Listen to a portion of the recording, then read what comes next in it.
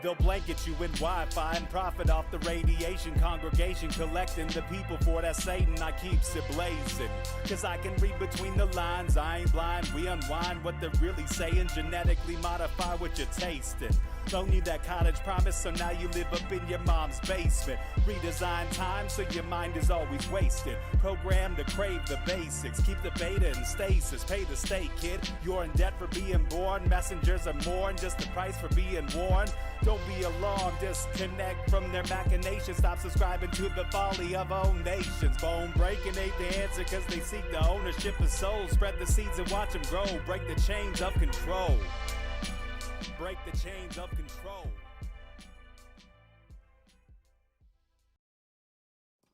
Sweet eternal balance of all that is good, true, and beautiful, friends. Tonight on Rogue Ways, we are excited to welcome to the show a truth warrior who has been speaking and rhyming the way via conscious hip-hop since he was 16, studying the esoteric and alternative pathways toward the deeper truths for longer than that, and co-hosting the show Here for the Truth, because he is exactly that, here for the truth. He's a student of mystery school tradition, an esoteric astrologer, a numerologist, and a tarot reader like myself, heaven bent on reawakening his students and clients to the truth of the mystery and the power within us all.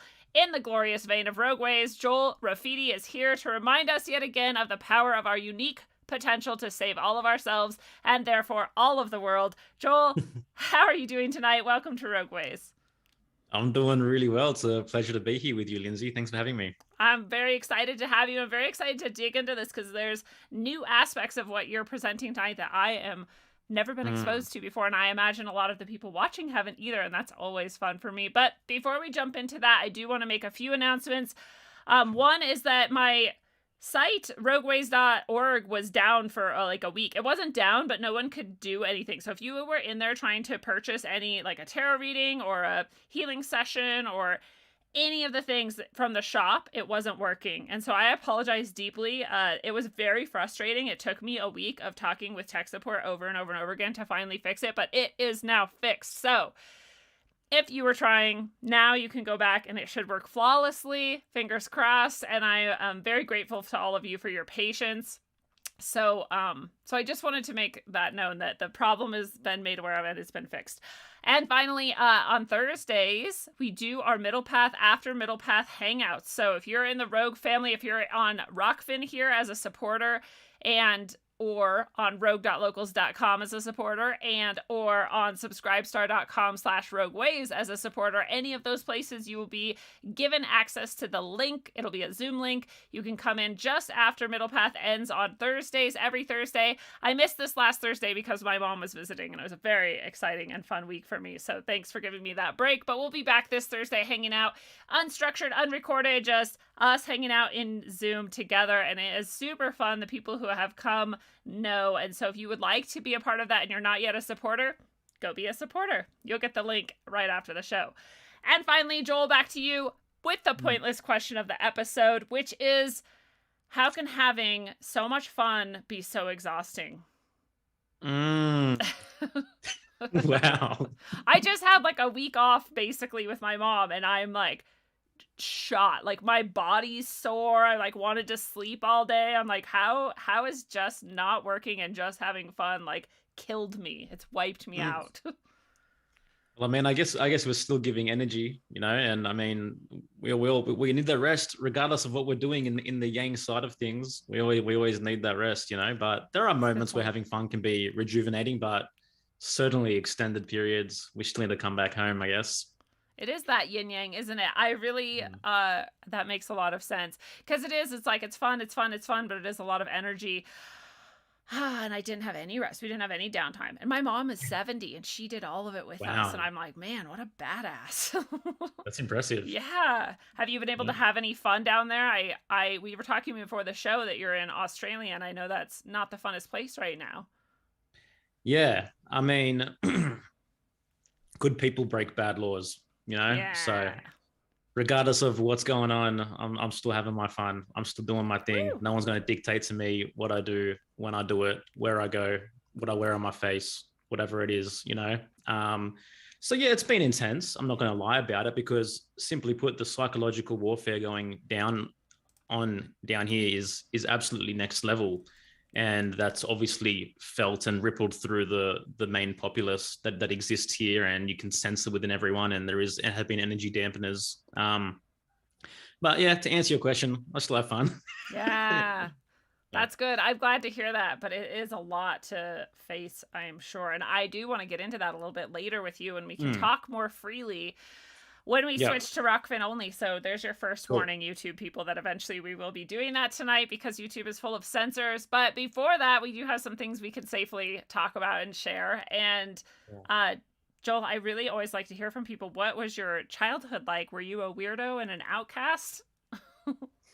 Yeah, it's interesting. I was a weirdo. I was definitely a weirdo, and I wasn't outcast early on, but later towards the end of my schooling, I kind of shedded that. I was always a really, really shy, really reserved child.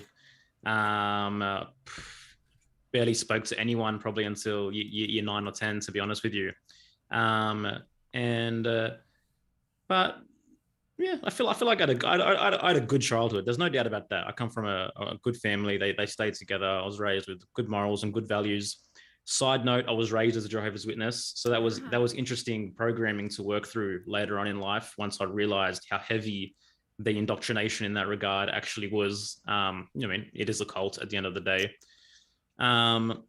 But as always, we handed the karma that we handed, and when we do become aware later in life, that's ours to untangle, and there's real fruit to be picked from understanding why we were given the circumstances that we were given. That is absolutely true. I completely agree with that. Adversity and struggle actually show us where our gifts are.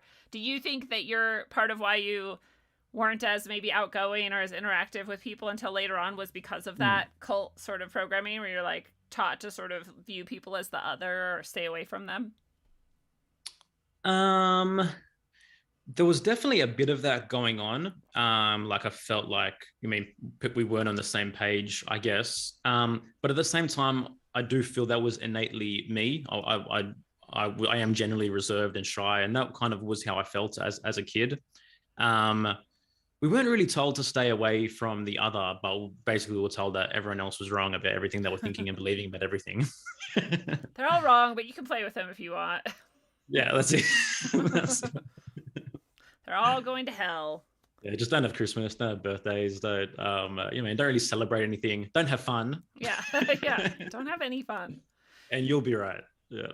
Are you rejected by your family now because you broke that programming, or are they still? No, not at all. They weren't really into it towards the end of it either. In the beginning, that's what we're doing. We'll go on to the meetings. We're doing the rest of it. My grandmother is still devout, but my parents per se, they kind of dwindled their way out of there, and they weren't really being good Jehovah's Witnesses, I guess. So yeah, no, there's no outcasting going on. We're good. Yeah.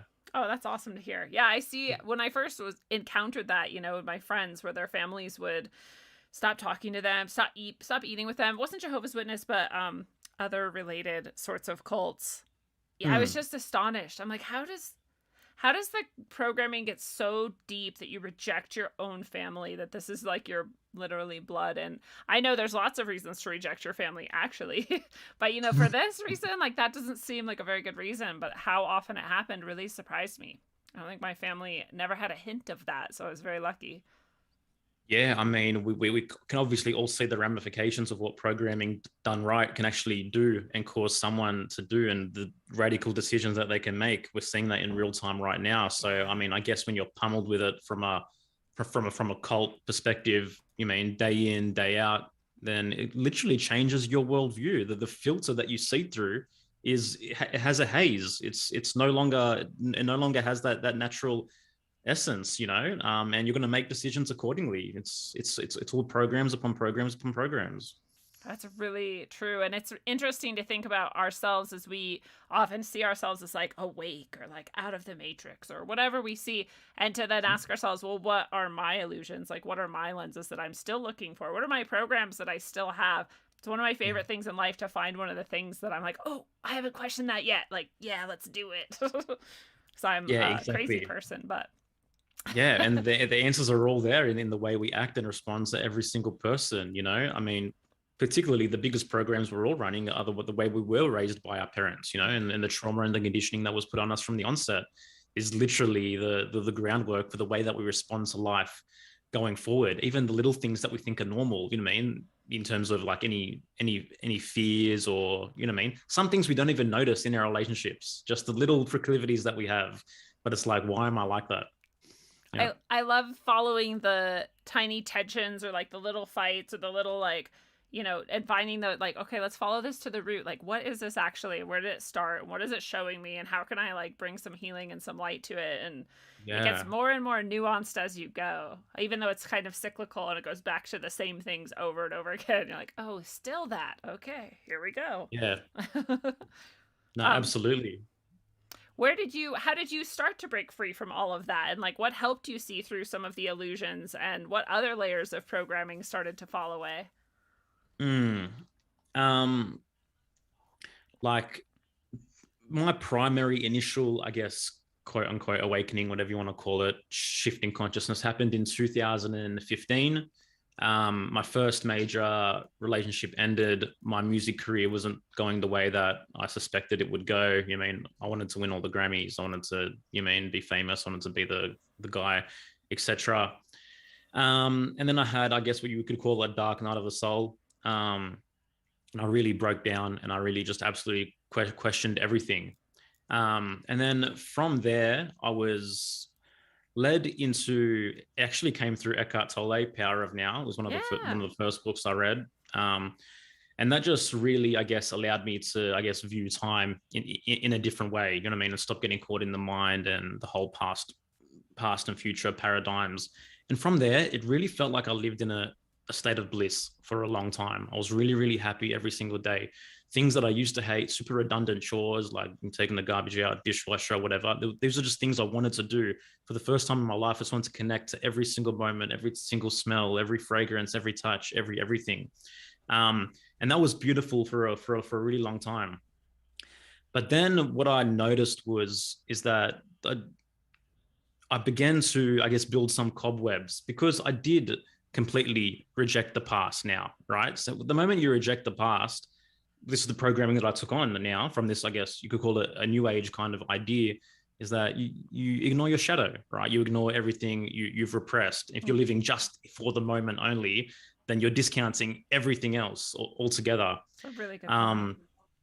Yeah, so I found that from living this philosophy only of living in the now for a while, I began to neglect why I am the way that I am and what impact I'm having on other people and the relationships around me, etc., etc. And I could sense that things were going wrong in my life in terms of my relationships, what I was doing, the way I was behaving, what I wasn't taking responsibility for. My health even began to deteriorate. Oh. And I was like, this isn't working. I can't just keep shutting out my mind completely, accepting everything, you know what I mean? Resisting nothing, which is another one of the mantras. So I started to ask the bigger questions, and it's like, well, what do I need to do? Where do I need to go? What do I need to take responsibility for? And it was, I started making myself accountable. I started allowing myself to feel what I needed to feel. I began to get off, you know what I mean, my what I guess you could call the high horse, and began to, you know what I mean, see myself as the problem, and see myself as the common denominator for all the things in my life where I wasn't happy. And then I was led to kind of Vernon Howard kind of teachings, Unslaved, Michael Tsarian, David Whitehead. And the real shadow work began for me. And it was only then that I guess my life really started to shift, and I began to develop self-knowledge, and I began to develop intuition, and I began to really see some kind of alignment in my inner and outer worlds, because I was no longer living externally trying to bypass all these inner conflicts, which I didn't realize I had, because we're going to make the world in our image, right? So if we're avoiding all this shit internally, not taking responsibility, then we're literally going to mold our world so we don't face that in our reality as well. Then the moment you begin to do the inner work, and you begin to do the somatic work and feel into your body, and take responsibility and have the hard conversations and look in the mirror and say that I fucked up and I've been fucking up. It wasn't until then that things began to shift for me. Wow, that's so important, I think, for people to hear, because it is really true. And there is this new age trap of exactly what you described, and Not that Eckhart Tolle or Buddhism or Taoism or any of these things has anything that's, I think, untrue. And in fact, if you go deeper into all of them, I think they do say exactly what you're saying. But this packaged version that we're sort of sold is like, everything will be good. You just stay in the moment. You just, like you said, release your mind and like don't let your thoughts be distractions or whatever. And it's like, well, I don't know. Actually, the more I've sat with my thoughts and really followed them through, the more I've found things, sometimes really ugly, horrible things. I'm like, wow, like, why am I thinking and feeling like this? Like, this comes from something. But more importantly, like you said, that radical self-responsibility. Like, no one else did this. No one's fault. You did this. This is all you. What are you going to do about it? Yeah, nah, absolutely. And that's when you can really begin to flex your discernment and flex your muscles and begin to build something from a solid foundation. You know, for the longest time, I was sitting there waiting for a miracle in my life. I thought one day my life's just going to be all good. Someone's going to come along, tap me on the shoulder, and tell me, you know, man, give me, I don't know, give me some kudos, tell me I'm a really special person, and et cetera, et cetera, et cetera. But it's not the case. You have to create, right? But you can't create freely while you're still dealing with these inner burdens and these inner turmoils, which really are holding you back from expressing yourself, because you mean fear of being judged, fear of losing, fear of being scolded, all the rest of it comes from this stuff which we haven't reconciled internally. So you're only ever going to extend out as far as you're willing to extend it deep within yourself. And you know what I mean? It's our quote unquote success is simply determined by how deep we're willing to go, in my experience so far. That's where I'm at. Yeah. Have you trademarked that phrase yet? Extend out as far as you extend deep? I haven't yet, but that's a good tweet. That's a gem. Yeah, that's really good.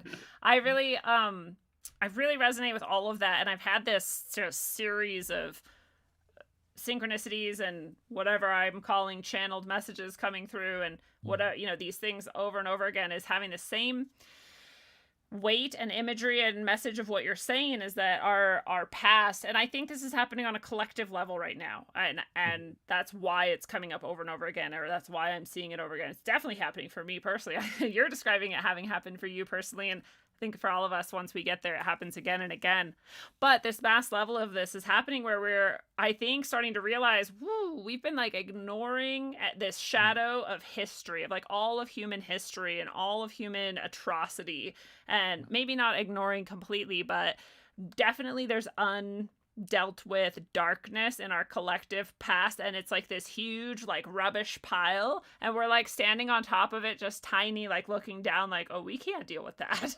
And I think we absolutely have to deal with that.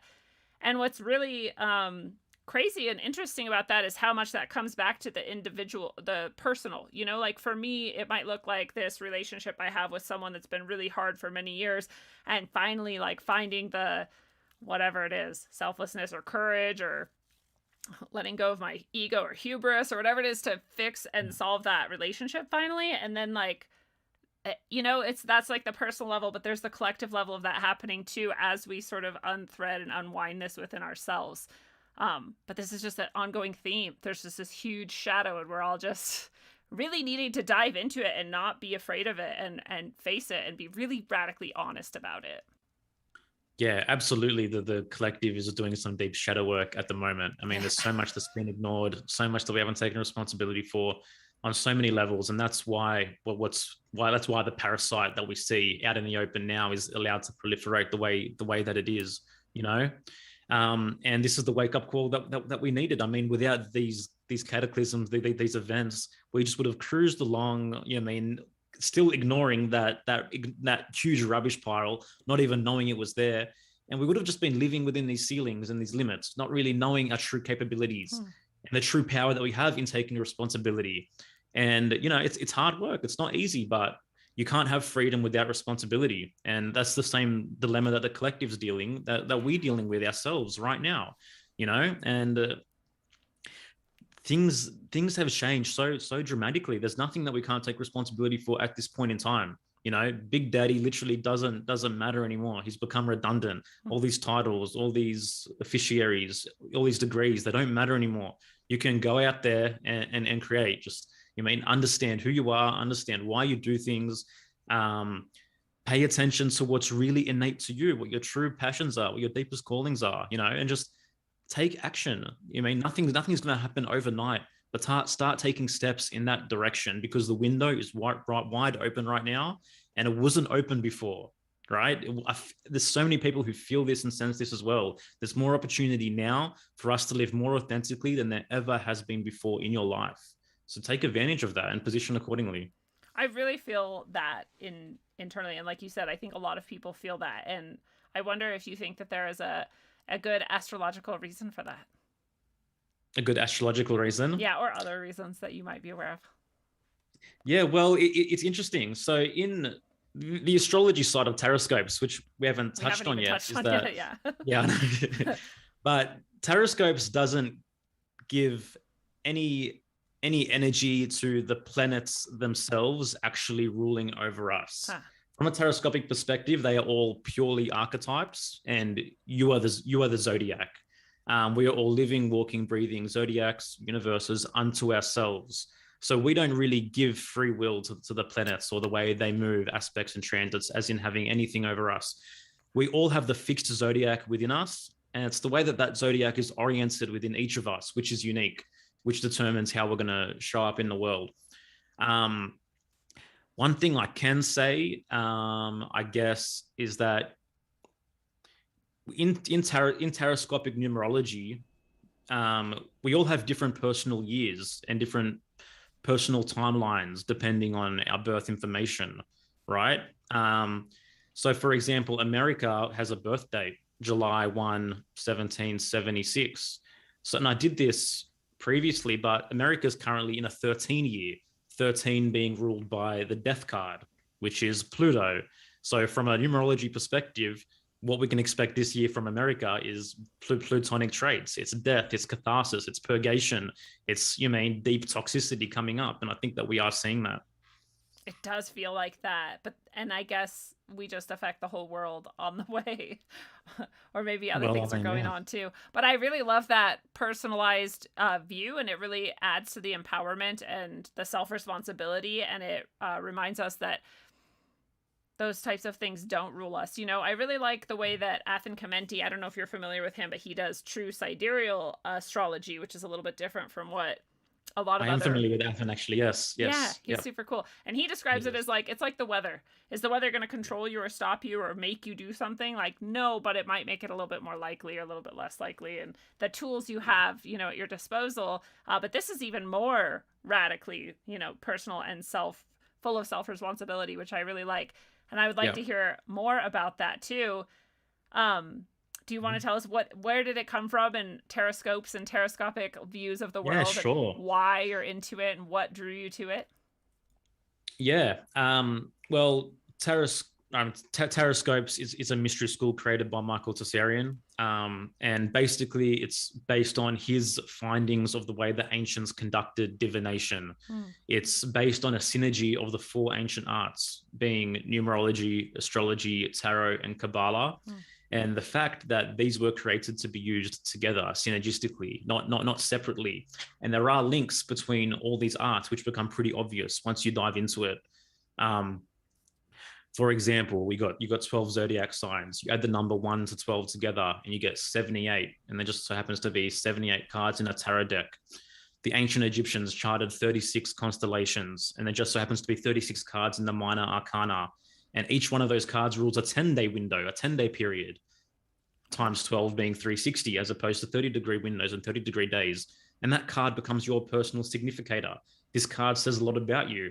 It also provides you with your true numerology. So from a taroscopic numerology perspective, we all think our life path number is the primary numerology, right? Just our dates of birth combined and then reduced. But it's not. And what I find working with my clients is that the numerology that I provide them with, they're far more resonant with. Yeah. I never thought I was going to be into astrology. I never thought I was going to be into divination, tarot. I mean, the second commandment is do not behold graven images. They've got that before murder in Christianity and Christian teaching. So growing up, I was always like, oh, that's evil. That's satanic, et cetera, et cetera, et cetera. But diving into Taroscopes, it was the antiquity of these arts that really blew me away. Like the tarot is tens of thousands of years old. It wasn't invented in the 1500s for Christian purposes. These images can be seen in the Book of the Dead. They can be seen in the Temple of Thebes. Like this is literally ancient. Wow. The word tarot itself comes from the ancient Egyptian sky goddess Taurt, T-A-U-R-T. And two other words which are derived from this goddess are truth and church and tarot, you know. Wow. And the fact that it was so esoteric, like really was a reflection of who you are, and you wasn't dependent upon believing in aspects and transits and computer software and computation to get astrological perspectives and insights. That was a big reason why I was inclined towards it. In taroscopic astrology, all you need is a date of birth. You don't need time, you don't need location, you don't need nothing. The way we conduct a chart is by recognizing what constellation through empirical observation was visible in the sky on the night of your birth. And that becomes your first house, and your chart is built in order from there. So if you have, Taurus in the first house, then you're going to have Gemini in the second house, then you're going to have Cancer in the third house, because the zodiac wheel doesn't change. It's fixed. So just the way it begins is what's unique. There's many places, there's many reasons why I'm so drawn to it and why I love it so much. But really, more than anything, it helped me know myself, right? Like I mentioned before with the personal significators, the card of the minor arcana that rules my period of date of birth is the Seven of Cups. So that makes my numerology 7, which is all about mysticism, spiritual insights, but the Seven of Cups most specifically, on the positive side, is all about imagination. It's about creative writing. It's about literary gifts. It's about sensitivity. And the moment I saw this, it's like I was able to see myself and read myself. Me coming from a hip hop background, poetry's always been my thing. Literary always been my thing. Even in school, I finished first in English. And the fact that I had divine confirmation that I am the way I am, that I incarnated here with a unique blueprint unlike anyone else. And for me to neglect that would be the most disastrous thing I should possibly do, when my whole life I've been told to be like someone else or to embody someone else's traits to fit in something that had nothing to do with what's me or what's natural to me. Then all of a sudden I felt empowered with the confidence and confirmation that I should be more like me than I've ever have been, right? And so I went and dived into all the arts and discovered as much self-knowledge I can about myself. And it was just every single time was just a mirror. It was just me knowing, yeah, you have always been like that. You have always been like that. So why not be like that? And that's just been my ride ever since. It's how can I be more me? And that's how I unlock the world. Wow, I love that. This is so fascinating. And I really, I keep saying I really resonate with that, and I hate how repetitive I'm being, but it's true. And I like this. A lot of us have this, right? And we say things like, oh, wow, I just learned that, but it's like so familiar. Or like, I kind of already knew that, but I didn't really know it. And it's like that. I feel like when you're discovering these things and discovering yourself and finding those mirrors, you're like, oh, that's why. Like, I've actually have always known that. I have always been on this trip. And I also, as weird as you're describing Taroscopes and the elements of it, my tarot deck that I've been using since I was very young, that came to me just by chance, and it's the only deck I've ever used, I think is accidentally taroscopic. It has involved in all of its structure the Kabbalah, astrology, numerology, and of course it's a deck of tarot cards, so tarot. Really interesting that it has all of those things in it. Amazing. It also has a bit of a different take on the order of some things. So there's, I think, where it wouldn't be very taroscopic, as it does. There's certain minor and major arcana that it does in different orders or just has a different take on. So it is slightly kind of, which is also very like me. I'm like, I'm going to do it like that, actually. It's mostly the same. It's a little different. So I feel like it's a perfect deck for me, but it's weird how taroscopic it is, if that's a word. Yeah. Awesome. I mean, it's whatever you're connected with. I mean, from a taroscopic perspective, I mean, the major arcana needs to be in the right order. You could have 22 cards in the major arcana, 36 cards of the minor arcana, then the 16 court cards, 78 cards total. If it's 78 cards, that's really important. But like when we're reading a tarot deck, like it doesn't have to be a tarot deck. Obviously, you can use runes, you can use whatever. Yeah. But the way divination works is that when you're not seeing, when the card's upside down, your conscious mind is bracketed, right? So when you're asking the questions, your unconscious mind is choosing what's going on. So it just really gives a chance for your unconscious to speak. So it's not like when I'm reading a tarot card, some oracle is coming into the room and guiding my hand and picking a card. It's just communion with your inner self. It's communion with your unconscious, you know? Yeah, no, I definitely, when people ask me like, well, what's happening when you do a reading? Like, I'm like, as far as I'm concerned, your guides, my guides, and whatever your conception of what that is, Yeah. doesn't matter. They're communicating and we're getting these images. Other people are like, well, what's to stop you from just saying that you're just, reflecting on this and finding whatever message you want? I'm like, who cares? Well, like, what's the difference? Really, what's the difference?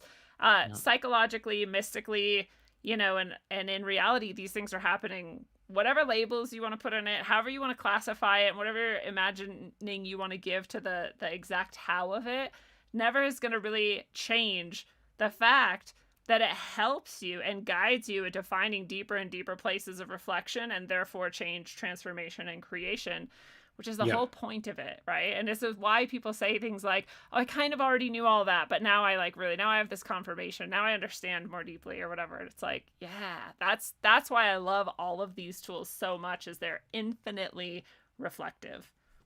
Exactly. And I mean, coincidence is the left-hand path. Synchronicity is the whole brain path or the right brain path. And to me, the fact of the matter is that everything is a synchronicity.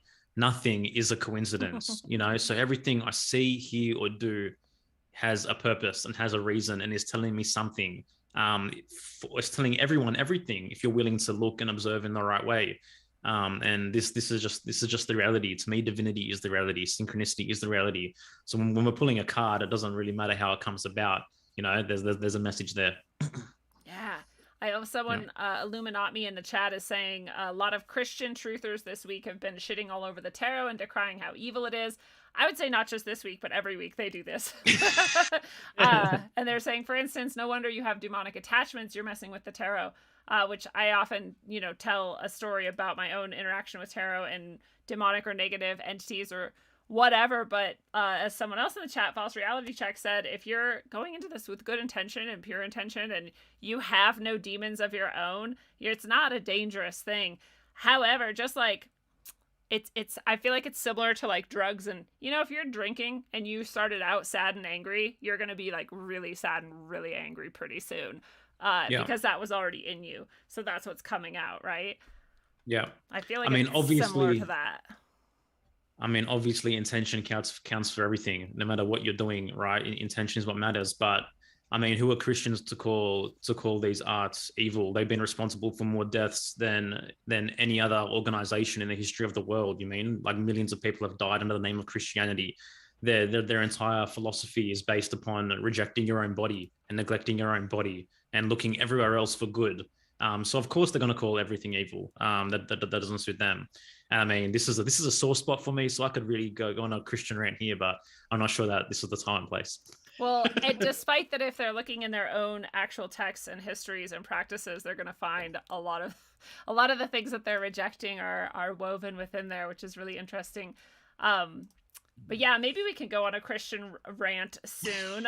But what I think I'm going to do now is let everyone on on YouTube, or I don't know where else I'm streaming, to be honest, you guys. Wherever you're seeing this that's not Rockfin, you're going to have to go to Rockfin now. I just posted the link. The link is also just right beneath wherever you're watching, no matter where it is.